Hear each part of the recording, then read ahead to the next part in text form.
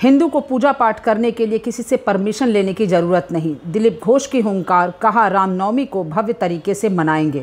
क्या হবে তার জন্য পারমিশন লাগবে? এটা কি মোগল রাজত্ব চলছে নাকি যে এখানে পারমিশন লাগবে? কেন পারমিশন লাগবে? পারমিশন না পেলেই বেরিয়ে যাবে। পুলিশকে ইনফরমেশন দেওয়ার দায়িত্ব আমাদের, যাতে আয়োজনে কোনো ডিস্টারবেন্স কেউ না করে বা এখান থেকে না হয়, এটা পুলিশের দেখার দায়িত্ব। পুজো কবে হবে, কিভাবে হবে, শোভাযাত্রা হবে কিনা, তাতে কারা আসবেন, যারা আয়োজক, এটা সমাজের লোকেরা তারা ঠিক করবেন।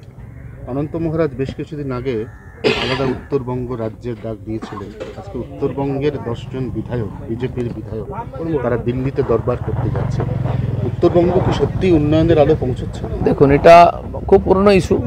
খালি আমাদের লোকেরাও কেউ কেউ বলছেন, কারণ তারা বিভিন্ন আন্দোলন থেকে উঠে এসছেন। কামতাপুরী আন্দোলন, গ্রেটার কোচবিহার, আরও এই ধরনের বহু আন্দোলন, নেপালিদের ওখানকার গোর্খাল্যান্ডের আন্দোলন, এর একটা বড় কারণ হচ্ছে অউন্নয়ন বা তাদেরকে দূরে রাখা।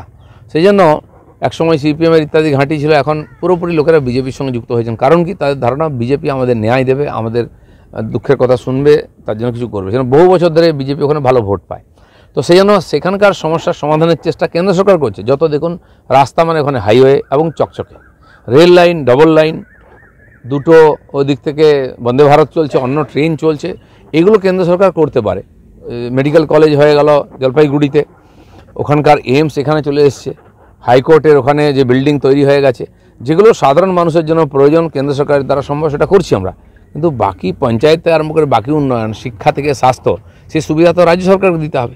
তারা যদি ঠিক করে ওরা দেবেই না ওখানে, তখন মানুষের ক্ষোভ বাড়বে, বিভিন্ন রকম দাবি উঠতে থাকবে। মানে আজকে সকাল 9টায় যে বৈঠকটা হতে চলেছে, সেটা আমার জানা নেই কোথায় বৈঠক কারা করছেন। যাই করুন, নিঃসন্দেহে ওখানকার যারা প্রতিনিধি, তাদের দায়িত্ব আছে। লোক তাদেরকে বারবার বলে যে ভোট দিয়েছি কি জন্য, আমাদের এগুলো হচ্ছে। खबर स्पष्टता के साथ जानने के लिए बने रहिए स्पष्टता न्यूज चैनल पर, और स्पष्टता न्यूज चैनल को लाइक, कमेंट और सब्सक्राइब